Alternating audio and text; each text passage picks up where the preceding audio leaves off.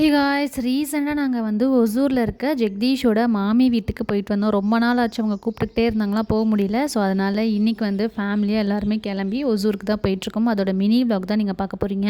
நான் வந்து ஒரு 12 கிலோமீட்டர்ஸ் கிட்ட ஓட்டியிருப்பேன். டிரைவிங் ஸ்கூலில் டெய்லி அட்லீஸ்ட் ஒரு 15 to 20 மினிட்ஸ் ஆச்சு நம்மளுக்கு ஓட்டுறதுக்கு ப்ராக்டிஸ்க்கு கிடைக்கும். பட் இங்கே வந்து 1 வீக்காக கார் எடுக்கவே இல்லையா, அதனால் திடீர்னு ஹைவேஸில் ஓட்டினதும் எனக்கு செம பதட்டமாயிடுச்சு. எல்லாம் 80-90 கிலோமீட்டர் ஸ்பீடில் வராங்க. லேன் சேஞ்ச் பண்ணும்போதெல்லாம் செம பதட்டமாயிடுச்சு.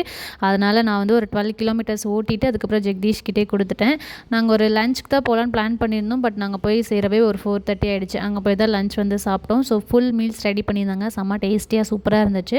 செல்லி எப்போவுமே என் பின்னாடியே சுற்றிட்டு இருப்பாள். அங்கே போனதுலேருந்து என்னை சுத்தமாக கண்டுக்கவே இல்லை. ஏன்னா அங்கே நிறைய கோழி ஆடெல்லாம் இருந்துச்சு. அது பின்னாடியே சுற்றி அதை ஒரு வழி பண்ணி டார்ச்சர் பண்ணி எடுத்துட்டான். அண்ட் இந்த ஆடு ரொம்ப வித்தியாசமாக இருந்துச்சு. எது கொடுத்தாலையும் சாப்பிடுது. ஆடு பிஸ்கெட் சாப்பிட்டு நான் இன்றைக்கி தான் பார்க்குறேன்.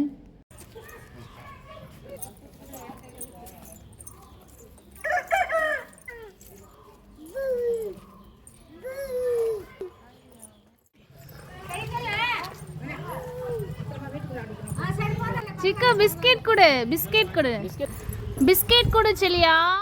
எல்லாரோட பேசி நல்லா டைம் ஸ்பெண்ட் பண்ணிவிட்டு வீட்டுக்கு கிளம்புறதுக்கு முன்னாடி மலை கோவிலுக்கு போயிட்டு வந்தலாம்னு சொல்லிட்டு அங்கே போயிட்டோம். சிவன் கோவில் தான் இது. அன்றைக்கி ரொம்ப கூட்டமாக இருந்துச்சா, நான் உள்ளே போயிட்டு சாமி கும்பிடல, வெளியே தான் நின்றுட்டு இருந்தேன். என்னோட தங்கச்சி வந்திருந்தான்னு சொல்லிட்டு அவளோட பேசி டைம் ஸ்பெண்ட் பண்ணிட்டு இருந்தேன். அண்ட் மேலேருந்து அந்த வியூ பார்க்குறதுக்கு செம சூப்பராக இருந்துச்சு. அன்றைக்கி டே வந்து எல்லாருமே மீட் பண்ணி பேசினதில் ரொம்ப ரெஃப்ரெஷிங்காக செம ஜாலியாக ஹாப்பியாக போச்சு. ஸோ அப்படியே கொஞ்சம் ஃபோட்டோஸ்லாம் எடுத்துகிட்டு கிளம்பிட்டோம்.